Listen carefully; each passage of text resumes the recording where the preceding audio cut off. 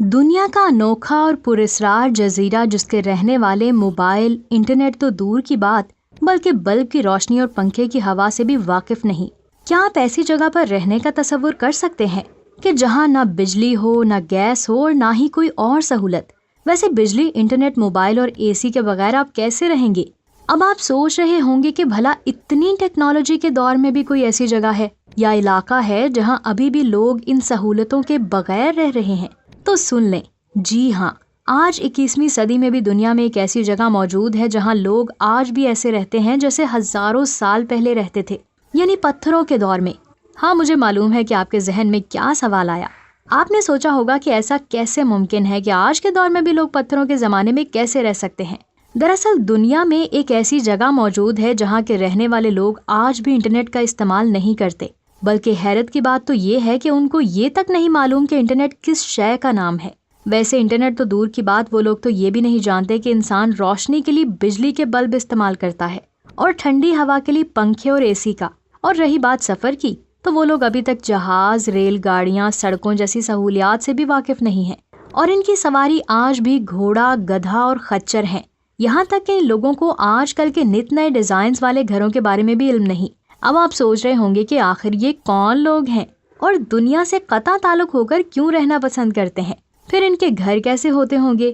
آج سے پہلے جب بھی ان سے کسی نے رابطہ کرنے کی کوشش کی تو ان کے ساتھ کیا ہوا؟ دوستو، 2018 میں ایک برطانوی سیاح غیر قانونی طور پر یہاں پہنچا تو اس نے وہاں کیا کچھ دیکھا اور کیسے وہاں سے اپنی جان بچا کر وہ بھاگا۔ اس عجیب و غریب جزیرے کا نام ہے نارتھ سینٹینل آئی لینڈ۔ کہا جاتا ہے کہ یہ دنیا کا آخری آباد علاقہ ہے جس کا باقی دنیا سے کوئی رابطہ نہیں ہے۔ یہ دنیا میں ایک ایسا جزیرہ بھی ہے جس کے بارے میں یہ سب باتیں کہی جاتی ہیں۔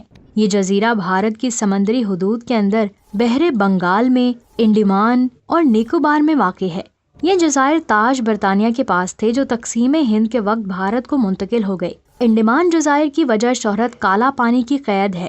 پورے بر صغیر سے انگریز حکومت اپنے مخالفین کو یہاں قید رکھتی تھی۔ انڈیمان کے مغرب میں 32 کلومیٹر کے فاصلے پر 5 جزیرے ہیں جو سینٹینل کے نام سے جانے جاتے ہیں۔ جنوبی سینٹینل سمیت 4 جزیرے ویران ہیں، جبکہ صرف ایک شمالی سینٹینل جزیرہ آباد ہے اور عجیب و غریب کہانیوں کی اماجگاہ بھی ہے۔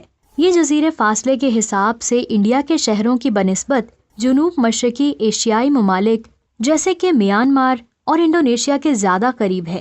ان جزیروں کا الگ انتظامی نظام بھی ہے۔ ان کا دارالحکومت پورٹ بلیئر ہے۔ انڈیمان اور نکوبار کا علاقہ کل 3 اضلاع پر مشتمل ہے۔ ان کی کل آبادی 4 لاکھ کے قریب ہے۔ تاریخ میں انڈیمان کے یہ تمام جزائر ایک تامل بادشاہ راجندرا کے زیر سلطنت رہے ہیں۔ راجندرا چولا بادشاہت کا حصہ تھا اور اس کی حکومت 1014 سے 1044 تھی۔ راجندرا نے یہ سب جزائر دفاعی نقطہ نظر سے آباد کیے اور یہاں فوجی چھاونیاں بنائی تھیں تاکہ انڈونیشیا سماٹرا کیسری بادشاہت کے خلاف جنگیں لڑ سکیں۔ 17ویں اور 18ویں صدی میں یہ جزائر تامل ناڈو کے مراٹھا بادشاہت کے پاس آ گئے۔ اس کے بعد یہاں کا کنٹرول انگریزوں نے سنبھال لیا۔ پچھلے 200 سالوں میں اس جزیرے پر جانے یا اس پر کوئی معلومات حاصل کرنے کی لاتعداد کوششیں ہوئیں، مگر ساری بے سود رہیں۔ تاریخ میں اس جزیرے کا دنیا کو سب سے پہلے اس وقت پتہ چلا جب ایسٹ انڈیا کمپنی کی ایک سروے ٹیم نے 1771 میں اپنی ایک رپورٹ میں اس جزیرے کا ذکر کیا۔ وہ اس کے پاس سے گزرے اور رکے بغیر آگے نکل گئے۔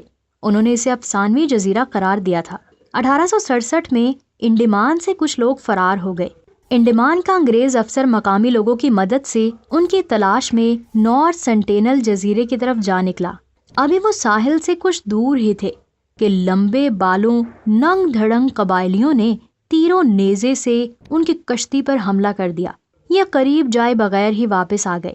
یہاں کے لوگ اپنے جزیرے میں آنے والے لوگوں پر تیروں سے وار کرتے ہیں اور یہ سمجھنے کی ضرورت نہیں ہے کہ یہ حملہ معمولی ہوتا ہے، بلکہ یہ حملہ اس قدر سنگین ہوتا ہے کہ یہاں کے رہائشی تیروں سے حملہ کر کے لوگوں کو ہلاک کر دیتے ہیں۔ دراصل وہ یہ گوارا ہی نہیں کرتے کہ ان کے جزیرے میں کوئی بھی آئے۔ یہ لوگ کون ہیں، کہاں سے آئے ہیں، ان کا رہن سہن کیسا ہے، ان کی زبان کیا ہے، سوائے چند اندازوں کے اس کے بارے میں کسی کو کچھ نہیں پتا۔ گھنے جنگلوں میں گھاس پھوس سے جھونپڑی جیسے گھر بنے ہوئے ہیں جن کے سامنے کوئی دیوار یا برآمدہ نہیں ہے۔ ان کی خوراک پھل، سبزیاں، شہد، جنگلی سور، کچھوے اور مچھلیاں ہیں۔ یہ قوم دنیا کی انوکھی اور اکیلی ترین قوم کا درجہ رکھتی ہے۔ ان کا باہر کی دنیا سے کوئی رابطہ نہیں ہے۔ اسے دنیا کے خود مختار جزیروں میں شمار کیا جاتا ہے۔ نارتھ سینٹینل آئی لینڈ کا رقبہ 60 مربع کلومیٹر ہے۔ اس کی لمبائی 7.8 اور چوڑائی 7 کلومیٹر ہے۔ موسمی اعتبار سے ٹراپیکل خطہ ہونے کی وجہ سے بارشیں ہر وقت ہوتی ہیں۔ پورا سال درجہ حرارت 25 سے 30 کے درمیان رہتا ہے۔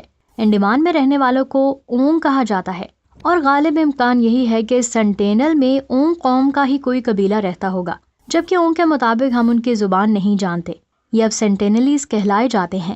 اس جزیرے میں زیادہ تر تامل، ملیالم اور انڈمانی زبانیں بولی جاتی ہیں، اور ان کی وجہ شہرت یہ ہے کہ ان جزیروں میں شاندار ساحل، سمندری حیات، ساحلی خوبصورتی اور جنگلات وسیع ہیں۔ ویسے تو نارتھ سینٹینل آئی لینڈ بھارت کا حصہ ہے، مگر دلچسپ بات یہ ہے کہ اس جزیرے پہ رہنے والے لوگوں کو آج تک اس بات کا نہیں معلوم کہ وہ بھارت میں رہتے ہیں یا ان کے ملک کا نام کیا ہے۔ نارتھ سینٹینل جزیرہ رقبے کے لحاظ سے 60 کلومیٹر اسکوائر تک پھیلا ہوا ہے۔ اس ساحل کے کناروں پر ریت ہے، جبکہ باقی سارا علاقہ درختوں سے گھرا ہوا ہے۔ اب عالمی میڈیا میں یہ بحث طول پکڑتی جا رہی ہے کہ نارتھ سینٹینل لوگوں کے بارے میں جاننے کا کیا طریقہ ہو سکتا ہے۔ کیا وہاں فوج بھیجی جائے جو سب کو پکڑ لے اور پھر اس جزیرے کا مشاہدہ کیا جائے، یا انہیں بے ہوش کیا جائے؟